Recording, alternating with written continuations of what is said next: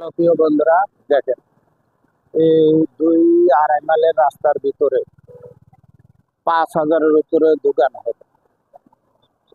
মনে হয় যে এই দোকানে ডেলি সন্ধ্যা থেকে রাতে 10টা পর্যন্ত এই দোকানগুলির ভিতরে অন্তত 2 কোটি টাকা সেল হয়। ফাও টাকা, ফাও খানা, এভাবে খাইয়া টাকা নষ্ট করে।